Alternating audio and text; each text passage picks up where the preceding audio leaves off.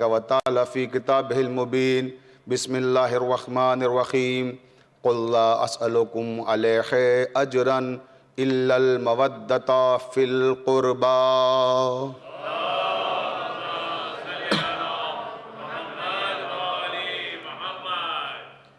یہ کائنات اور اس کائنات کا ذرہ ذرہ محمد وآل محمد علیہ السلام کا مقروض ہے.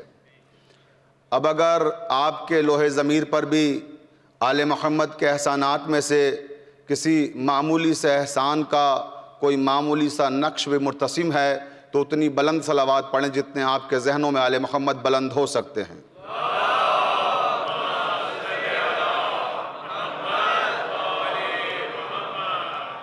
واجب الاحترام سامعین کرام، محبان اہل بیت علیہم السلام، میں نے جس آیہ مبارکہ کو سرنامہ کلام قرار دیا ہے وہ قرآن مجید کے 42ویں سورہ شورى کی 23ویں آیت ہے، جس میں پروردگار عالم ارشاد فرما رہا ہے کہ قُلْ لَا أَسْأَلُكُمْ عَلَيْهِ أَجْرًا إِلَّا الْمَوَدَّةَ فِي الْقُرْبَى. اے میرے حبیب ان سے کہہ دو کہ مجھے اجر رسالت میں تم سے کچھ بھی نہیں چاہیے سوائے اس کے کہ تم میرے اہل بیت سے محبت کرو.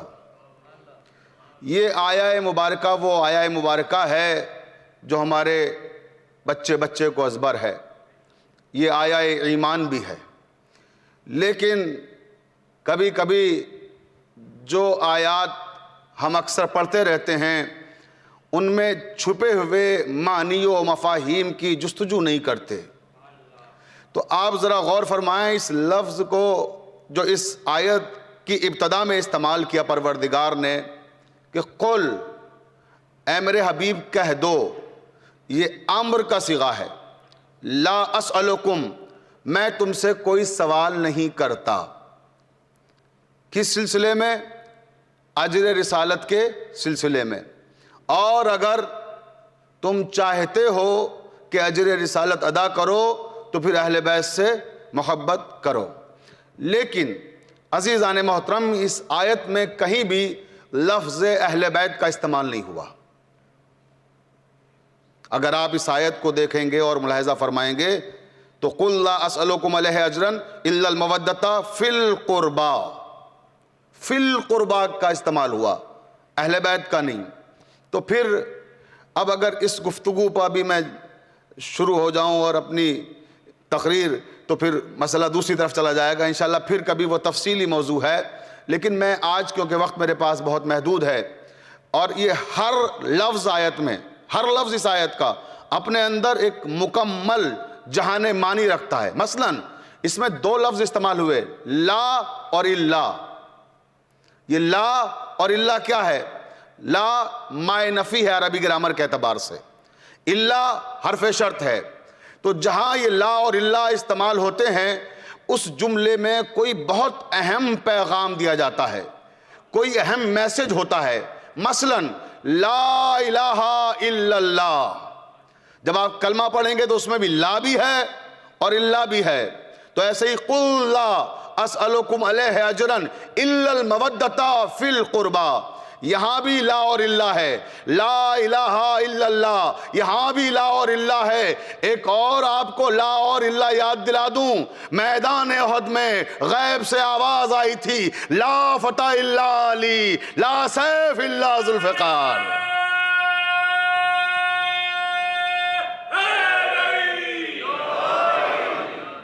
توجہ ہے؟ تو یہ اس آیت کے اندر ایک ایک لفظ بہت اہم ہے. لیکن میں آج صرف مودت پہ گفتگو کروں گا، لفظ مودت پر. باقی انشاءاللہ پھر کبھی موقع ملا تو گفتگو کی جائے گی. مودت کیا ہے؟ اس آیت میں پروردگار نے لفظ مودت کا استعمال کیا اور ہمارے ترجمہ کرنے والے کیا ترجمہ کرتے ہیں کہ اہل بیت سے محبت کرو. میرے عزیزوں، محبت اور مودت کے معنی میں اتنا ہی فرق ہے جتنا زمین اور آسمان میں. توجہ ہے؟ لیکن ہم ترجمہ کیا کر رہے ہیں؟ محبت کرو اہل بیت سے. یہ ہماری لسانی غربت کا نتیجہ ہے، لینگویج کی مجبوری ہے کہ ہم اصل معنی تک نہیں پہنچ پا رہے ہیں یا نہیں پہنچا پا رہے ہیں، اس کا سبب کیا ہے؟ اہل زبان نے جو ترجمہ نگاری کے اصول وضع کیے ہیں، جب کوئی چیز کسی کو ہم کسی دوسری زبان میں ٹرانسلیٹ کرتے ہیں تو اس کے اپنے اصول ہوتے ہیں کہ جب ہم کوئی ایز اٹ از ویسا لفظ نہ ڈھونڈ پائیں کہ جو اس لفظ کا ترجمانی کر سکے، جو اس لفظ کا حق ادا کر سکے، تو پھر ہم ایسے لفظ کو ڈھونڈتے ہیں جو قریب المفہوم ہو، جو اس کے مفہوم تک ہمیں پہنچا دے، جو اس لفظ میں گفتگو کی جا رہی ہے۔ تو مودت کا ترجمہ محبت نہیں ہے، بلکہ یہ ایک ایسا لفظ ہے جو ہمیں قریب المفہوم پہنچا رہا ہے، اس مفہوم تک پہنچا رہا ہے۔ وجہ کیا ہے؟ کیونکہ ہماری زبان اردو بڑی غریب زبان ہے، اس لیے کہ عربی دنیا کی سب سے امیر ترین زبان ہے۔ دنیا میں جتنا بڑا ذخیرہ الفاظ عربی کے پاس ہے، اتنا کسی زبان کے پاس نہیں، حتیٰ کہ دنیا میں سب سے زیادہ بولی جانے والی لینگویج ہے انگلش، مگر انگلش کے پاس بھی اتنا بڑا ذخیرہ الفاظ نہیں ہے جتنا بڑا ذخیرہ عربی کے پاس ہے۔ تو پھر عربی کے اس لفظ کو اردو میں کیسے منتقل کریں؟ اس لیے کہ اردو کو صرف وجود میں آئے ہوئے ابھی 400 سال ہوئے ہیں، عربی ہزاروں سال پرانی زبان ہے، تو اردو 4 صدیوں پہلے آیا ایک انوکھا انقلاب، عالم فطرت میں ایک ہنگامہ ہرسو ہو گیا، چاندنی شبنم شفق نکھت تجلی کہکشاں جب ہوئے یکجا تو ان کا نام اردو ہو گیا۔ تو یہ تو فقط 400 سال پرانی زبان ہے، بھی اس میں کہاں اتنی وسعت ہے کہ یہ عربی کے الفاظ کو ہم تک بعین ہی پہنچا سکے۔ تو یہ محبت اور مودت میں میرے عزیزوں بڑا فرق ہے۔ محبت کی بہت ساری قسمیں ہیں جو اہل علم نے اور اہل فضل نے تحریر کی ہیں۔ محبت کی پہلی منزل کا نام ہے التفات۔ التفات کے بعد پھر ایک منزل آتی ہے جسے کہتے ہیں کشش، کشش کے بعد پھر ایک منزل آتی ہے جسے کہتے ہیں انس، انس کے بعد پھر ایک منزل آتی ہے جسے کہتے ہیں شغف، شغف کے بعد پھر ایک منزل آتی ہے جسے کہتے ہیں خلش، خلش کے بعد پھر ایک منزل آتی ہے جسے کہتے ہیں محبت، محبت کے بعد پھر ایک منزل آتی ہے جسے کہتے ہیں عشق، عشق کے بعد پھر ایک منزل آتی ہے جسے کہتے ہیں جنون، جنون کے بعد پھر ایک منزل آتی ہے جسے کہتے ہیں مودت۔ توجہ ہے، یہ ہے قُلْ لَا أَسْأَلُكُمْ عَلَيْهِ أَجْرًا إِلَّا الْمَوَدَّةَ فِي الْقُرْبَى۔ اب یہ جو منزلیں ہیں ان کو سمجھ سکیں تو پھر انشاءاللہ ہم مودت کو سمجھ سکیں گے۔ پہلی منزل ہے التفات۔ التفات کا مطلب ہے ہم کسی کی طرف متوجہ ہو گئے، کسی کی طرف ملتفت ہو گئے، کسی کی طرف ہم نے دیکھا اور وہ ہمیں اچھا لگنے لگا، اسے ہم کہتے ہیں التفات۔ اس کے بعد پھر کشش۔ کشش کیا ہے؟ اٹریکشن، جو ہمیں اپنی طرف کھینچے۔ کوئی ایسا شخص ہمیں ملا کہ جب ہم اس سے ملے تو اس سے ملنے کے بعد ہم اس کی طرف نہ صرف راغب ہوئے، نہ صرف متوجہ ہوئے، بلکہ اس کی طرف کھینچنے لگے، اسے کہتے ہیں کشش۔ اس کے بعد انس۔ انس کیا ہے؟ کہ ہم جس سے ملے اس سے ملنے کے لیے بار بار دل چاہے، اسے ہم کہتے ہیں انس۔ اس کے بعد کی منزل ہے شغف۔ شغف کیا ہے؟ کہ ہما وقت ہم اسی کے بارے میں سوچنے لگیں جس سے ہمیں محبت ہو گئی ہے۔ کہتے ہیں نا کہ مشغلہ بنا لیا ہے انہی نے اپنا، تو اس کو کہتے ہیں شغف۔ اور شغف کے بعد پھر ایک منزل آتی ہے، میں نے ذکر کیا بھی، جس کا خلش۔ خلش کیا ہے؟ جو ہمیں اچھا لگنے لگا ہے، جب وہ ہمیں نہیں ملتا تو پھر ہمارے دل میں ایک چبھن کا احساس ہوتا ہے، ایک خلش ہوتی ہے۔ ابھی تو ایک ہلکی سی خلش محسوس ہوتی ہے، بہت ممکن ہے کل اس کا محبت نام ہو جائے۔ توجہ ہے نا؟ تو یہ ہے خلش۔ اور اس کے بعد پھر خلش کے بعد جو منزل آتی ہے محبت۔ محبت اسے کہتے ہیں کہ کوئی انسان ہمارے ذہن میں، ہمارے دل میں اس طرح سے بس جائے کہ پھر ہمارے لیے اس کے بغیر رہنا ممکن نہ ہو سکے۔ توجہ ہے۔ اس کے بعد آتا ہے مرحلہ عشق۔ عشق کیا ہے؟ فنا فی العشق ہو جانا، کہ پھر اس کے سوا کچھ دکھائی نہ دے، صرف وہی تصور میں ہو، وہی ذہن میں ہو، وہی خیال میں ہو، وہی فکر میں ہو، وہی نظر میں ہو، ہر اعتبار سے ہم اس میں مستغرق ہو جائیں، اسے کہتے ہیں عشق، فنا فی العشق۔ اور یہ عشق اتنی ظالم شے ہے کہ یہ بھائی کو بھائی سے لڑا دیتا ہے، باپ کو بیٹے سے بغاوت پہ آمادہ کر دیتا ہے، ماں کے خلاف آواز بلند کرنے پہ مجبور کر دیتا ہے۔ آپ نے دیکھا ہوگا کہ اکثر جو نوجوان، ابھی نئی نسل جو ہماری یہ ہے، اس کے لیے خاص طور سے یہ جملہ کہہ رہا ہوں کہ اکثر نوجوان عشق میں مبتلا جب ہوتے ہیں تو یہ بھول جاتے ہیں کہ باپ کون ہے، ماں کون ہے۔ ارے میرے نوجوانوں، جسے تم نے 24 سال تک دیکھا ہے اور جس نے تمہارے لیے 24-25 سال کی عمر تک پہنچانے کے لیے مختلف مصیبتیں اٹھائی ہیں، 6 مہینے کی، سال بھر کی کسی لڑکی کی محبت میں ایسے مبتلا ہو گئے کہ ماں باپ کو بھول گئے، تہذیب کو بھول گئے، اسلام کو بھول گئے، کلچر کو بھول گئے۔ تو یہ ہے عشق۔ آپ نے دیکھا ہوگا کہ بیٹا باپ کے خلاف چلا جاتا ہے کہ میں اسی سے شادی کروں گا، اگرچہ باپ نہیں چاہتا۔ تو اے میرے نوجوانوں، میں میسج دینا چاہتا ہوں، تمہیں پیغام دینا چاہتا ہوں کہ ہمیشہ اپنے بزرگوں کا احترام کرو، اور جو بزرگ کہیں وہ دور اندیش ہوتے ہیں، وہاں تک آپ سوچ نہیں سکتے جہاں ان کی فکر کام کر رہی ہوتی ہے۔ تو ہمیشہ اپنے بزرگوں کے کہے پہ عمل کرو اور غور کرو کہ بزرگوں نے صحرا میں زندگی نہیں گزاری، اسی سماج میں زندگی گزاری ہے۔ اس کے بعد وہ کوئی بات آپ سے کہہ رہے ہیں، اور ایک منزل ایسی بھی آتی ہے جیسا کہ میں نے کہا کہ انسان بغاوت پہ آمادہ ہو جاتا ہے، اور جب بغاوت پہ آمادہ ہوتا ہے تو پھر عزت بھی نہیں دیکھتا کیا ہے، بے عزتی بھی نہیں دیکھتا پھر کیا ہے۔ پھرتے ہیں میر خار کوئی پوچھتا نہیں، میر تقی میر نے کہا تھا کہ پھرتے ہیں میر خار کوئی پوچھتا نہیں۔ اس عاشقی میں عزت سادات بھی گئی، توجہ ہے۔ تو یہ عاشقی بڑی عجیب و غریب شے ہے، یہ عشق بڑا عجیب و غریب ہے۔ تو عزیزان محترم، یہ دیکھیں محبت کی یہ منزلیں ہیں جن سے ہم گزر رہے ہیں، عشق تک پہنچے۔ عشق کے بعد پھر ایک منزل آتی ہے جس سے ہم کہتے ہیں جنون۔ جنون کیا ہے؟ جنون وہ منزل ہے کہ جب ہماری عقل پر ہمارا قلب، ہمارا دل غالب آ جائے، اس کو ہم جنون کہتے ہیں۔ ہمارے اندر سوچنے سمجھنے کی صلاحیت ہی نہ رہے، صرف اسی کو پکاریں جس سے عشق ہو جاتا ہے، صرف اسی کے بارے میں سوچیں جس سے عشق ہو گیا ہے، اسے ہم کہتے ہیں جنون۔ اور اب جنون کے بعد جو آخری منزل ہے، محبتوں کی، چاہتوں کی جو آخری منزل ہے، جو نقطہ کمال ہے، جو نقطہ ارتکاز ہے، اسے کہتے ہیں مودت۔ مودت کیا ہے؟ مودت اسے کہتے ہیں جس میں محبوب کے بغیر ایک لمحہ بھی زندہ نہ رہا جا سکے۔ اب آپ سمجھے کہ پروردگار نے آپ سے قرآن میں کس شے کا مطالبہ کیا ہے؟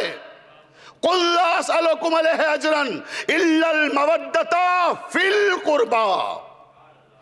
مودت کرو میرے اہل بیت سے، مودت جس میں گنجائش نہیں ہے کہ محبوب کے بغیر ایک لمحہ بھی ہم جی سکیں۔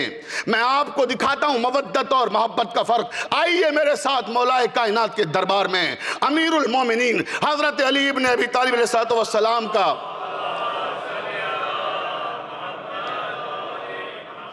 دربار خلافت سجا ہوا ہے۔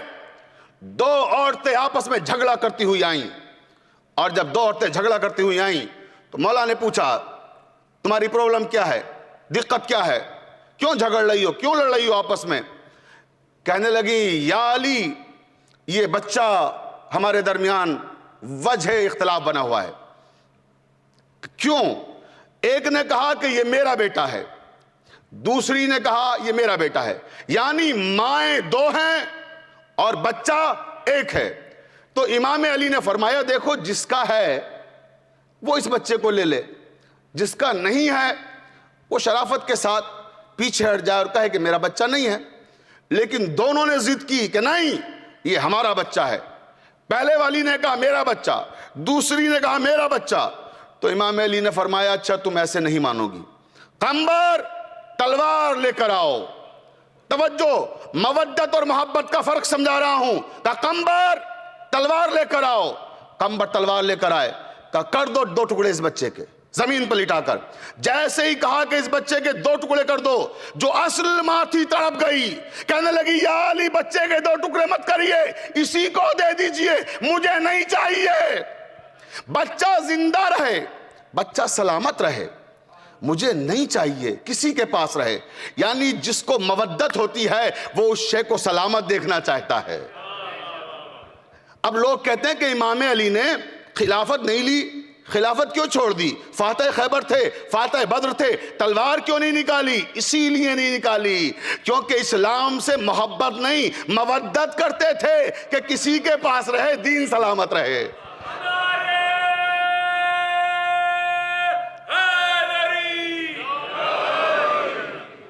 توجہ، کسی کے پاس رہے مگر دین سلامت رہے. اس لیے خلافت کو قربان کر دیا دین پر. اب آئیے دیکھیں مودت ہے کیا، اور آسان کر دوں نوجوانوں کے لیے. آپ نے دیکھا ہوگا پانی میں مختلف چیزیں ہیں جو رہتی ہیں. مثلا پانی میں رہنے والی اشیاء میں مچھلی ہے، مینڈک ہے، جونک ہے، کچھوا ہے.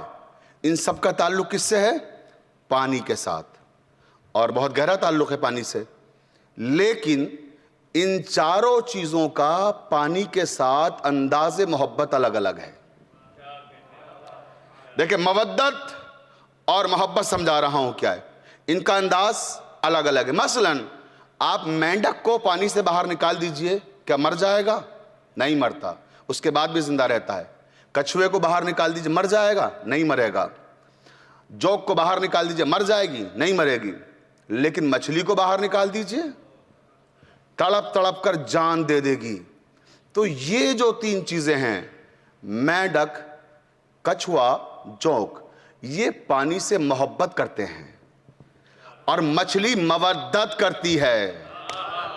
بھئی مودت میں تصور نہیں جدائی کا، الگ نہیں رہ سکتے. تو یہ مودت کرتی ہے. آپ نے مچھلی کو ادھر پانی سے باہر نکالا، ادھر اس نے تڑپنا شروع کر دیا. السمک فی الماء، عربی کا بڑا مشہور محاورہ ہے کہ مچھلی پانی میں، جبکہ حقیقت واقعہ کیا ہے کہ مچھلی پانی سے ہے.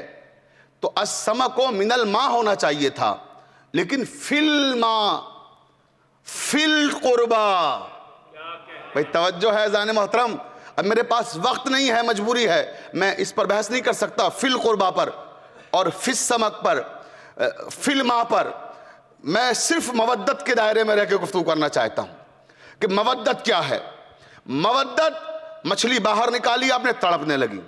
اچھا ٹھیک ہے، باہر نکال دی، تڑپنے لگی، اس کا مطلب یہ ہے کہ وہ مودت کرتی ہے، اس کے بغیر نہیں رہ سکتی.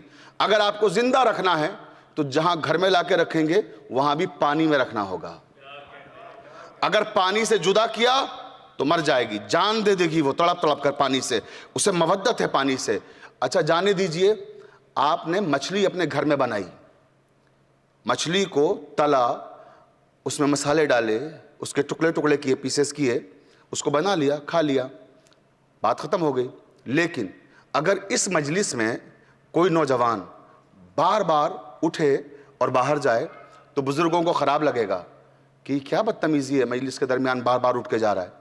لیکن جب آپ نے بعد میں اسے ڈانٹا اور اس سے پوچھا کہ مجلس میں کیوں بار بار اٹھ کے جا رہے تھے، تو اس کا جواب کیا ہوگا؟ اس نے کہا کہ جناب میں نے مچھلی کھا لی تھی. بھئی مچھلی کا اثر کیا ہے کہ پانی مانگتی ہے. آپ نے اسے ٹکڑے ٹکڑے کر دیا، آپ نے اسے بھون لیا، اسے جلا دیا، اس کے بعد بھی جب تک ایک ریزہ بھی آپ کے شکم میں موجود رہے گا تب تک وہ الماء الماء الماء، پانی پانی پانی کا مطالبہ کرتی رہے گی. تو معلوم ہے مودت اس شے کو کہتے ہیں کہ ٹکڑے ٹکڑے کر دو، جلا ڈالو، تب بھی انسان اسی کو پکارتا ہے جس سے مودت ہوتی ہے. تاریخ بغداد گواہ ہے کہ ہمارے خون سے قید خانوں کی دیواریں چنی گئیں. تاریخ بغداد گواہ ہے کہ ہماری زندگیاں قید خانوں میں گزر گئیں. تاریخ گواہ ہے کہ ہمیں خنجر پر رکھ کر قتل کیا گیا، ہمارے سینوں میں نیزے مارے گئے. آج بھی وہ شہادتوں کا بازار گرم ہے. آج بھی ہمارے جلوس اعضاء پر حملے ہوتے ہیں. دنیا میں مختلف شہر ایسے ہیں جہاں جلوس اعضاء پہ حملے ہوتے ہیں. خودکش بمبار آتے ہیں اور ہمیں شہید کر کے چلے جاتے ہیں، لیکن ہمیں جتنا زمانے نے ستایا، ہمیں جتنا زمانے نے قتل کیا، ہمیں زمانے نے جتنا پریشان کیا، اتنا ہی ہم نے پکارا اہل بیت اہل بیت اہل بیت۔ صلوات پڑھ دیں محمد والے محمد پر۔ محمد والے محمد صلوات۔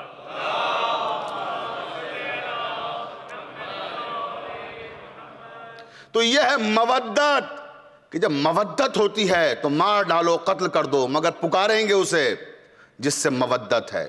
تو اہل بیت کے ساتھ ہمارا محبت کا رشتہ نہیں ہے، مودت کا رشتہ ہے۔ ہم اہل بیت کے ساتھ مودت رکھتے ہیں۔ اب آئیے، یہ محبتوں کی میں نے بھی قسمیں بیان کی آپ سے، ایسے ہی محبت، سب سے عظیم محبت اس کائنات میں کس کی محبت ہے؟ سب سے عظیم محبت اہل علم نے کہا ماں کی محبت ہے۔ ماں کی محبت کا کوئی مثل نہیں ہے دنیا میں، کوئی محبت بھی۔ میں ابھی اہل بیت کی بات نہیں کر رہا ہوں، دنیا کی جو اور محبت کی قسمیں ان کے حوالے سے گفتگو کر رہا ہوں کہ سب سے عظیم محبت ماں کی محبت ہے۔ اب دیکھیں مودت اور محبت کیا ہے۔ ایک ماں، ایک باپ، بچہ بیمار ہو گیا، جب بچہ بیمار ہوا آپ اسپتال لے کے گئے، جب اسپتال لے کے گئے ڈاکٹر نے کہا کہ اس کا بچنا ممکن نہیں ہے، تو اس وقت ماں باپ کیا کہتے ہیں کہ ڈاکٹر صاحب ہمارے بچے کو بچا لیجئے، چاہے ہمارا بینک بیلنس ختم ہو جائے، ہمارے پاس جو پیسہ ہے وہ ہم لٹا دیں گے، ہمارے پاس مکان ہے بیچ دیں گے، زمین بیچ دیں گے، جواہر بیچ دیں گے، سونا بیچ دیں گے، بچے کو بچا لیجئے۔ یہ کون سا جذبہ ہے جو آپ بچے کو بچانے کے لیے ہر شے قربان کر رہے ہیں؟ اگر ابھی آپ کے پڑوس میں کسی کا بچہ بیمار ہو جائے اور ڈاکٹر کہیں کہ صاحب یہ بچ نہیں سکتا، تو کیا ہم اس جذبے سے جاتے ہیں وہاں کہ ہمارا مکان بک جائے، ہماری زمین بک جائے، ہمارا بینک بیلنس ختم ہو جائے؟ یہ جذبہ ہوتا ہے؟ نہیں ہوتا۔ کیوں؟ کیونکہ ہمیں اس سے محبت نہیں ہے۔ ایک عام سا جذبہ ہے اس کے لیے، لیکن ایک مخصوص جذبہ کس کے لیے ہے؟ جو ہمارا خود کا اپنا بچہ ہے۔ تو جب ہم اپنے بچے کے لیے سب کچھ قربان کر دیتے ہیں، تو جس پر سب کچھ قربان کر دیں اسے کہتے ہیں محبت۔ توجہ ہے؟ اور مودت اسے کہتے ہیں کہ جس پر محبت بھی قربان ہو جائے، یعنی بچے بھی قربان کر دیں۔ آپ دیکھیں کربلا کی مائیں کیا کہہ رہی تھی شب عاشور، ابھی مصائب کی منزل میں نہیں آیا ہوں، کیا کہہ رہی تھی کہ بیٹا آپ کو اپنی جان امام پر قربان کرنے میں سبقت حاصل کرنا ہے، پہل کرنا ہے۔ مائیں یہ بچوں کو قربان نہیں کر رہی ہیں، بلکہ یہ اہل بیت سے مودت ہے جو سب کچھ نثار ہو رہا ہے۔ یہ ہے محبت اور مودت۔ مودت فی القربہ۔ اب میں نے عرض کیا تھا کہ اس پہ بھی گفتگو کرنے کا موقع نہیں ہے، لیکن صرف ایک تمثیل دینا چاہتا ہوں کہ یہ مودت فی القربہ کیا ہے۔ قربہ کون لوگ ہیں؟ اس میں اہل بیت کا لفظ استعمال نہیں ہوا آیت میں، لیکن قربہ کا لفظ استعمال ہوا۔ قربہ کون ہے؟ قربہ یہ واحد مؤنث سالم کا صیغہ ہے۔ قربہ یعنی ایک خاص عورت کوئی۔ کیا کہا کہ ان سے کہو کہ یہ ایک مخصوص عورت سے محبت کریں۔ میں نے عرض کیا اہل بیت کا لفظ استعمال نہیں ہوا، جبکہ اہل بیت خود عربی کا لفظ ہے، آیا تطہیر میں آیا، بہت سارے مقامات پہ آیا۔ اگر اہل بیت کی محبت چاہیے تھی تو یہاں بھی لفظ اہل بیت استعمال کرتا پروردگار۔ بھئی یہ قربہ کیوں آیا؟ فی القربہ، کیونکہ اہل بیت استعمال کر کے دیکھ چکا تھا، لوگوں نے گنجائشیں نکالنا شروع کر دی کہ یہ بھی اہل بیت میں ہے، وہ بھی اہل بیت میں ہے۔ کہا ہم ایسا لفظ رکھ دیں گے کہ جہاں گنجائش ہی نہ ہو کوئی۔ فی القربہ، ایک مخصوص عورت۔ وہ مخصوص عورت کون ہے؟ جس کی محبت کا مطالبہ ہو رہا ہے، جس کی مودت کا مطالبہ ہو رہا ہے۔ ہم شکر گزار ہیں جبرائیل امین کے، ہم جان ہی نہ پاتے کہ وہ عورت کون ہے جس کی مودت کا مطالبہ قرآن میں ہو رہا ہے۔ جب آیہ تطہیر آئی تو جبرائیل نے اللہ کے رسول سے پوچھ لیا، یا رسول اللہ چادر میں کون کون ہے؟ کہا فاطمہ ہیں، فاطمہ ہیں۔ اللہ نے کیا جواب دیا کہ چادر میں کون ہے؟ فاطمہ ہیں، فاطمہ کے والد، فاطمہ کے شوہر، فاطمہ کے بچے۔ محدود کر دیا نا اہل بیت کون ہیں. فی القربا فاطمہ کے والد، فاطمہ کے بچے، میں کہوں گا فاطمہ کے شوہر. اے میرے پروردگار، وجہ تعارف یہاں رسالت میں آپ کو قرار دیتا. یوں بھی کہا جا سکتا تھا کہ محمد ہیں صلی اللہ علیہ وسلم، اور ان کی بیٹی ہے، ان کے داماد ہیں، ان کے نواسے ہیں. یہ بات وہی ہو گئی نا. لیکن نہیں، رسالت میں آپ کو وجہ تعارف نہیں بنایا. وجہ تعارف جناب فاطمہ زہرا سلام اللہ علیہا کو بنایا. کیوں بنایا؟ اس لیے بنایا کہ اگر اللہ کہتا کہ محمد مصطفیٰ صلی اللہ علیہ وسلم ہیں، ان کی بیٹی ہے، ان کے داماد ہیں، ان کے نواسے ہیں، تو اللہ جانے زمانہ کتنی بیٹیاں لے آتا، کتنے داماد لے آتا، کتنے نواسے لے آتا. اس لیے کہا فاطمہ ہیں، ان کے والد، ان کے شوہر، ان کے بچے. صلوات پڑھ دیں محمد و آل محمد پر.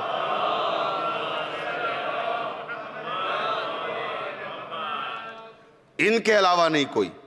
اب آئیے فی القربا کون ہے؟ بہت تیزی سے گزر رہا ہوں، بڑی تفصیلی گفتگویں ہیں. صرف میرے پاس اب 10 منٹ ہیں اور 5 منٹ مصائب، اور 5 منٹ میں اس چیز کو سمجھانا ہے کہ فی القربا کیا ہوتا ہے. فی القربا وہ نہیں ہوتا جو رشتہ دار ہوتا ہے. فی القربا کا مطلب یہ نہیں ہے کہ آپ ہمارے رشتہ دار ہیں، نبی کے رشتہ دار ہیں گویا تو فی القربا ہو گئے. نہیں، فی القربا وہ ہے جو ذہن سے قریب ہو، جو فکر سے قریب ہو. رشتے سے نہیں، ذہن سے، فکر سے، سوچ سے، کہ ہم سوچیں کچھ اور اسے محسوس ہو جائے کہ کیا سوچ رہے ہیں. یہ ہے فی القربا. اب آئیے اس کے لیے تمثیل دیتا ہوں میں نوجوانوں کے لیے. مسجد نبوی میں پیغمبر اسلام صلی اللہ علیہ وآلہ وسلم تشریف فرما ہے. ایک شور بلند ہوا، ایک شور اٹھا کہ مارو مارو مارو. نبی کریم نے کہا کون ہے یہ، کس کو مارنے کی باتیں کر رہے ہیں؟ شور اور بلند ہوا، مارو مارو مارو. نبی نے اپنے اصحاب سے کہا دیکھو کون ہے یہ، کس کو مارنے کی باتیں ہو رہی ہیں؟ شور پھر اٹھا، مارو مارو مارو. نبی نے کہا جاؤ تیزی سے جا کے دیکھو. ادھر جانے والا جا رہا تھا تو وہ شور، وہ مجمع مسجد میں داخل ہو رہا تھا ہنگامہ کرتا ہوا. ایک نبی کریم کے سامنے لا کے گٹھری ڈال دی اس مجمع نے، اور آستینیں چڑھا دی اور کہا آج ہم اس کو ماریں گے، چھوڑیں گے نہیں اس کو. نبی کریم نے کہا قصہ کیا ہے، کیوں اس کو مارنا چاہتے ہو، اس کا جرم کیا ہے؟ کہ رسالت میں آپ، یہ وہ شخص ہے جو آپ کے خلاف اشعار کہتا ہے، یہ وہ شاعر ہے، اس کو ہم نے بڑی مشکل سے پکڑا ہے، جو آپ کے خلاف آپ کی مذمت میں اشعار کہتا ہے. ہم اس کو چھوڑیں گے نہیں، ہم اس کو مار ڈالیں گے. آستینیں چڑھا رہے ہیں، غصے میں آ رہے ہیں. نبی کریم نے مسکرا کے کہا کہ جتنا غصہ صحن مسجد میں دکھا رہے ہو، جتنا جلال صحن مسجد میں دکھا رہے ہو، کبھی اتنی بہادری کا مظاہرہ میدان جنگ میں کیا ہوتا؟ توجہ ہے، کبھی یہ بہادری شجاعت میدان جنگ میں دکھائی ہوتی؟ اس پر دکھا رہے ہو شجاعت، اس پر بہادری دکھا رہے ہو جس کے ہاتھ بندھے ہوئے ہیں، جس کے پیر بندھے ہوئے ہیں، جسے رسی میں جکڑا ہوا ہے. علی کہاں ہیں؟ امام علی آگے آئے، یا رسول اللہ حکم. کہا جاؤ اس کی زبان کاٹ دو. امام علی نے اس کو اٹھایا. اب مجمع خوش ہو گیا کہ ہم نے اس کو پکڑا تھا، ہماری محنت گویا کامیاب ہو گئی کہ اب اس کی زبان کاٹی جائے گی. امام علی اسے باہر لے کر آئے، اور جب باہر لے کر آئے تو مسجد سے باہر اس کو رکھا اور مجمع سے کہا کہ تھوڑا پیچھے ہٹو، اسے ہوا میں سانس لینے دو. مجمع پیچھے ہٹا. امام علی نے خود اپنے ہاتھوں سے اس کی رسیاں کھولی، اس کے بدن کو آزاد کیا، اور کہا کھڑے ہو کر دیکھو. بندھا ہوا جکڑا ہوا بدن تھا، دیر سے آرام سے اٹھا کھڑا ہوا. کہا یا علی اب میں اپنے آپ کو ٹھیک محسوس کر رہا ہوں. اچھا تو تمہیں کہ گھوڑے کی سواری آتی ہے؟ کہاں آتی تو ہے.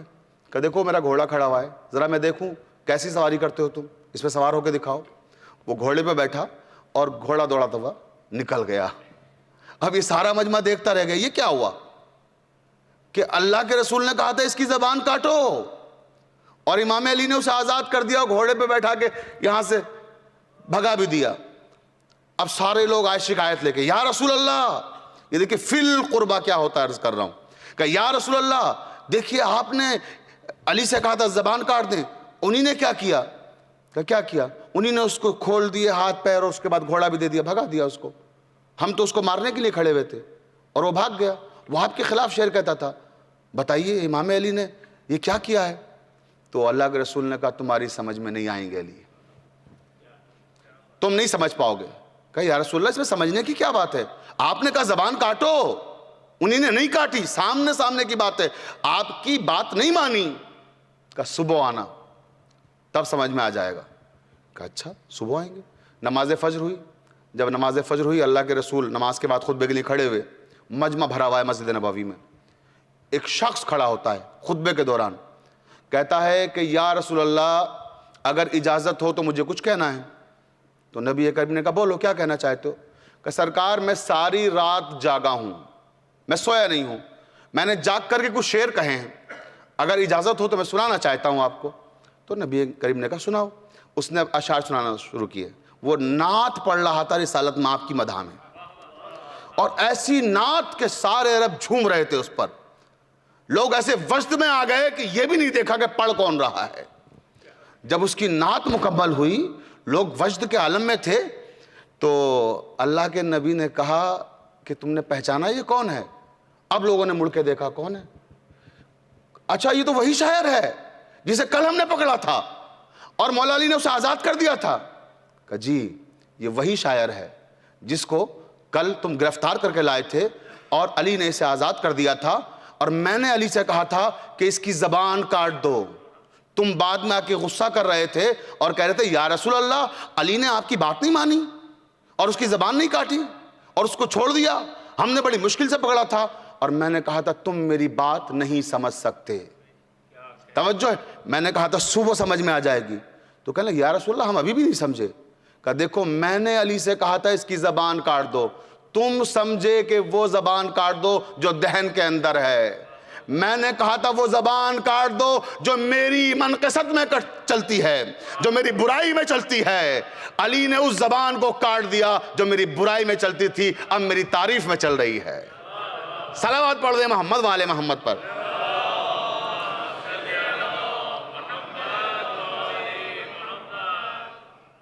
یہ ہے فی القربہ، جو ذہن سے قریب ہو، فکر سے قریب ہو اور سمجھے کہ کہنا کیا چاہ رہا ہے ہمارا نبی۔ بس عزیزوں اب دامن وقت میں گنجائش نہیں ہے، پھر انشاءاللہ کبھی گفتگو کا موقع ملے گا۔ آج کی حد تک گفتگو کو یہاں روک رہا ہوں، اور میں شکر گزار ہوں حضرت علامہ سید محمد رضوی صاحب قبلہ دام ظلہ العالی کا کہ مجھے ان کی موجودگی میں یہاں اس عظیم ترین مرکز پر، جو مسلمانوں کا شیعہ اثنا عشری مسلمانوں کا بہت اہم مرکز ہے، اور پوری دنیا میں یہ تقریر سنی جا رہی ہے۔ نوابوں نے آصف الدولہ امام باڑہ بنایا، بہت بڑے بڑے امام باڑے بنائے، مگر یقین جانیے جب میں یہاں آیا ٹورنٹو اور میں نے اس امام بارگاہ کو دیکھا تو میں نے دل سے دعائیں دی، بنانے والوں کو بھی اور چلانے والوں کو بھی، کہ وہ نوابوں نے بنائی تھی جن کے پاس حکومت تھی، اقتدار تھا، خزانے تھے، اور یہ مومنین نے بنائی ہیں۔ پروردگار آپ کی توفیقات میں اضافہ فرمائے اور اسی طرح سے آپ دین کی خدمت کرتے رہیں، اور اللہ تعالیٰ علامہ سید محمد رضوی صاحب قبلہ دام ظلہ العالی کو سلامت رکھے اور ان کی قیادت میں یہ سفر یوں ہی جاری رہے۔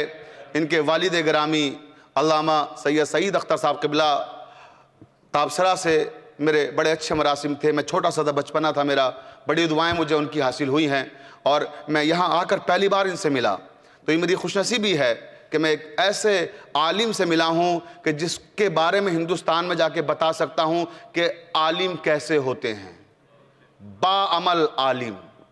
پروردگار انہیں صحت کاملہ و عاجلہ عطا فرمائے اور یہ ہمیشہ صحت مند رہیں اور دین کی خدمت کرتے رہیں، اور آپ حضرات بھی اسی طرح سے اس کارواں کو آگے بڑھاتے رہیں۔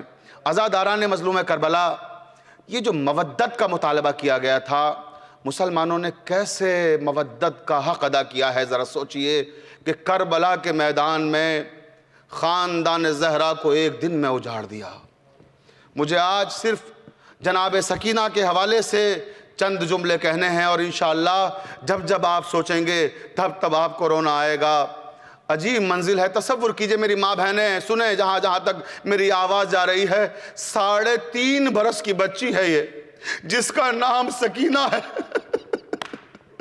عزاداران مظلوم کربلا کے میدان میں ہر طرف لاشیں بکھری ہوئی ہیں.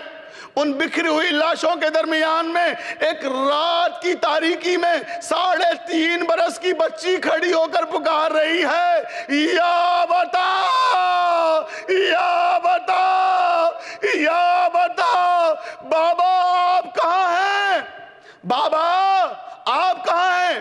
بابا جب آپ ودا ہو رہے تھے تو میں نے آپ سے ایک وعدہ لیا تھا. میں نے کہا تھا نیند آئے گی جب آپ کی بو پاؤں گی بابا، میں رات کو مقتل میں چلی آؤں گی بابا. بابا میں مقتل میں آئی ہوں، خدا کے لیے میری آواز پہ لبیک کہیے، مجھے پکاریے بابا، مجھے آپ کے پاس آنا ہے بابا. مجھے وہاں جلے ہوئے خیموں کی راکھ پہ نیند نہیں آ رہی بابا. آپ تو جانتے ہیں مجھے آپ کے سینے پہ سونے کی عادت ہے. ارباب عزت تاریخ کہتی ہے ایک کٹے ہوئے جسم سے آواز آئی، سر بریدہ جسم سے آواز آئی، الیہ الیہ یا بنیہ، اے میری بیٹی آ. سکینہ بابا انتظار کر رہے ہیں. سکینہ بابا کے قریب پہنچی، سینے پہ رخسار رکھا. بابا آپ کے بعد کانوں سے گوشوارے چھین لیے گئے. بابا شمر نے تماچے لگائے. بابا چادریں چھین لی گئی. بابا خیمے جلا دیے گئے. بابا آپ مجھے چھوڑ کے مقتل میں کیوں آ گئے ہیں؟ آواز آئی، سکینہ جاؤ، ماں کے پاس چلی جاؤ، ماں پریشان ہوگی. کیا دیکھا اچانک؟ 2 بہنیں ہیں، 2 خواتین ہیں جو اس طرف بڑھ رہی ہیں جہاں سکینہ تھی. بی بی زینب نے آواز دی، سکینہ اے میری بچی میں آپ کو تلاش کر رہی ہوں. سکینہ کو اٹھایا، کہا ہے میری بچی اتنا بتا دے خالی، پہچانا کیسے یہ تمہارے بابا کا لاشا؟ باپ کے جسم پہ سر نہیں ہے، تم نے کیسے پہچانا؟ کہا ماں میں نے بابا سے ودا ہوتے وقت وعدہ لیا تھا، بابا جب میں مقتل میں آؤں گی تو میری آواز پہ لبیک کہیں گے. میں جیسے ہی مقتل میں آئی بابا نے پکارا، الیہ الیہ یا بنیہ، آؤ سکینہ آؤ، ہم آپ کا انتظار کر رہے ہیں. اللہم اغفر للمؤمنین والمؤمنات والمسلمین والمسلمات الاحیاء منہم والاموات تأب بیننا بینہم بالخیرات انکا مجیب الدعوات انکا علی کل شیء قدیر. ماتم حسین.